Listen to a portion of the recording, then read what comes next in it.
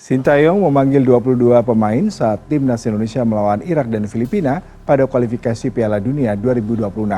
Tidak ada nama kiper yang baru dinaturalisasi Martin Paes serta bek Ekan Bagot. Cukup tebal, ya jadi tentu ya kita harapkan persaingan pemain ada.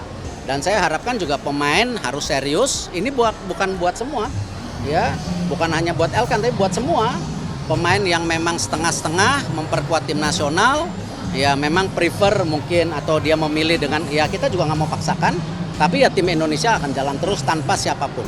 Ya termasuk yang 11 ini kalau nggak mau main ya kita cari lagi pemain yang lain yang mau merah putih gitu. Ya. Hasil imbang 0-0 antara Indonesia dan Tanzania dalam pertandingan bertajuk persahabatan atau uji coba yang dimainkan tadi sore di Stadion Madia Senayan, bagi STY saya pikir cukup ya hasil ini, karena STY sudah bilang kemarin dia tidak melihat soal hasil akhir dari pertandingan uji coba ini. Dia ingin mencoba semua pemain. Ya, jadi ketika kita tidak kalah bagi Indonesia, saya pikir satu hal yang oke lah, kalau bisa dikatakan, apalagi melihat bahwa semua pemain kecuali Nadeo Argiwinata yang tidak dimainkan, dan dari 22 yang ada pemain di bench ada 10 pergantian. Jadi dengan banyaknya pergantian, bahkan 10 pergantian di babak kedua, memperlihatkan bahwa STY sesuai janjinya ingin mencoba semua pemain.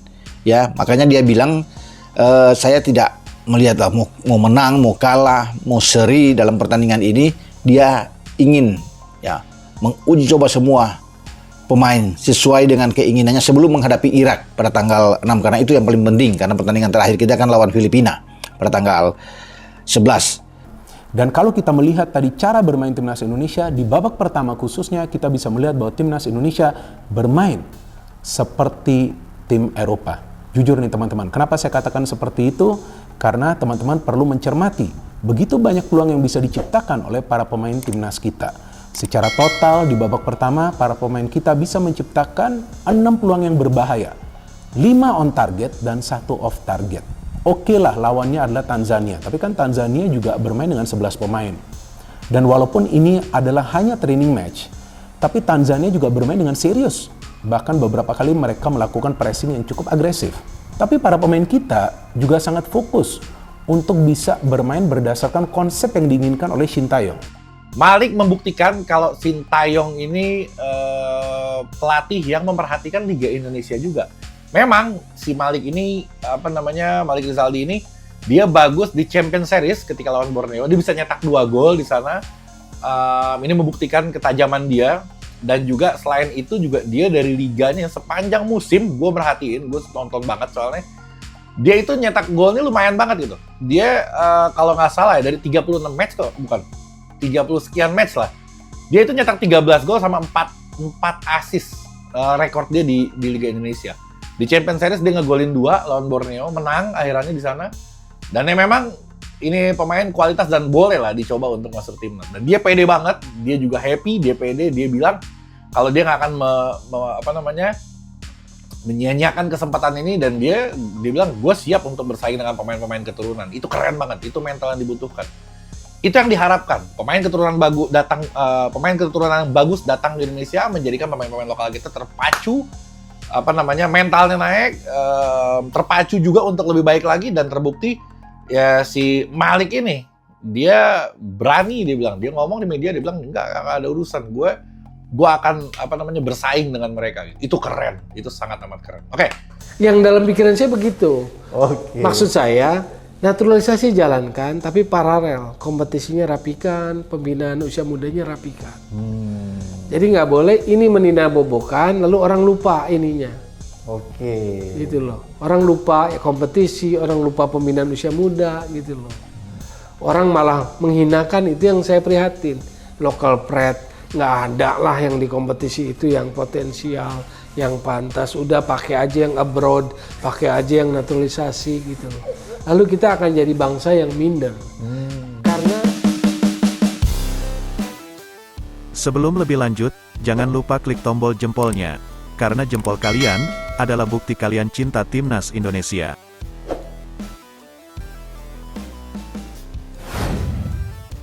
STY jelaskan alasan pemanggilan Malik Rizaldi ke Timnas Indonesia.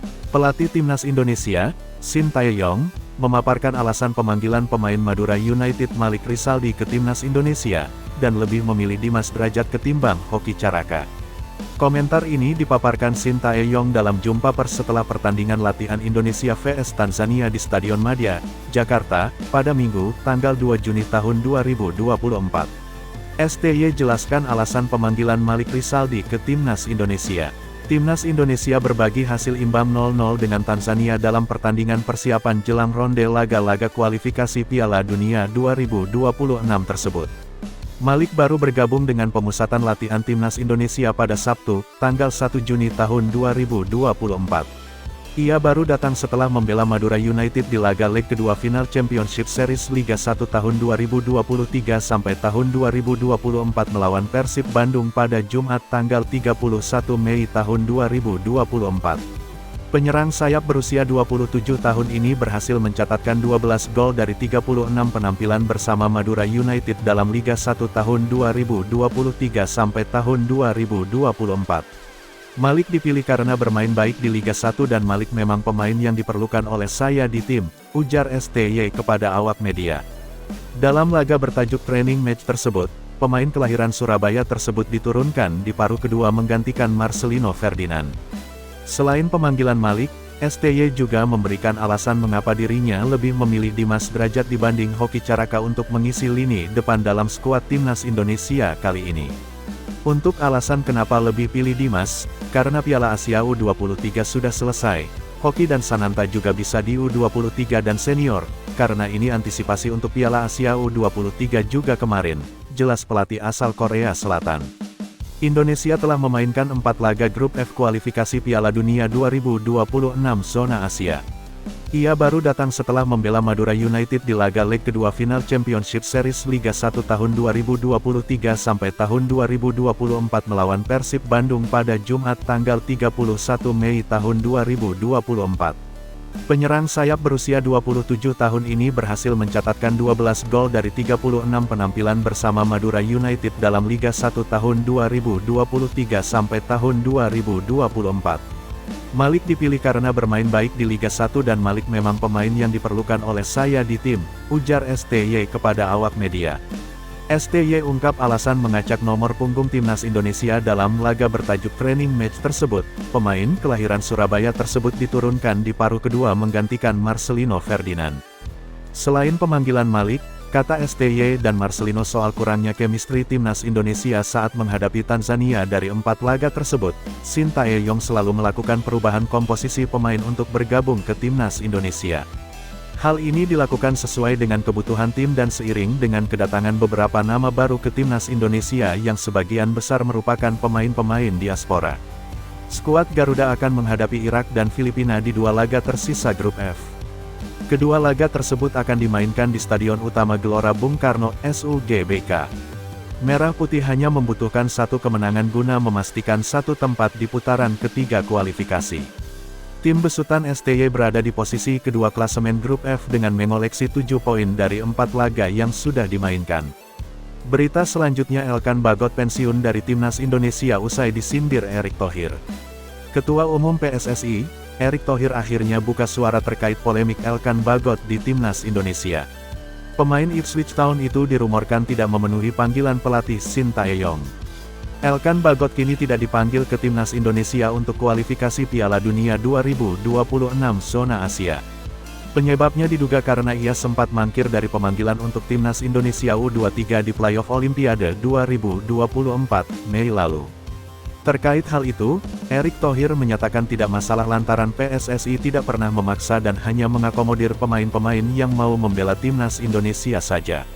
Erick menegaskan, Timnas Indonesia akan terus berjalan menuju prestasi meski ada pemain yang tidak serius. Ya mungkin dia memilih, ya kita juga enggak mau maksa, kata Erick. Tapi kan tim Indonesia akan jalan terus tanpa siapapun, termasuk yang 11 starter lawan Tanzania ini, ya kalau enggak mau main, ya kita cari lagi pemain lain yang mau membela Merah Putih, tegasnya. Tanpa hadirnya Elkan, Erick menyebut Timnas Indonesia saat ini juga punya skuad yang berlapis. Di posisi belakang yang biasa diisi Bagot sudah ada beberapa nama top seperti Justin Hubner, Nathan Chuaon, Jay Izes, Rizky Ridho, Muhammad Ferrari, dan Jordi Amat. Saya rasa sama, sekarang ada Justin, ada Jay, ada Ridho, ada Ferrari, ada Jordi, bahkan Nathan bisa main ke bawah, Sandy Walsh bisa main ke bawah, cukup tebal. Jadi tentu kita harapkan persaingan pemain ada, tegasnya.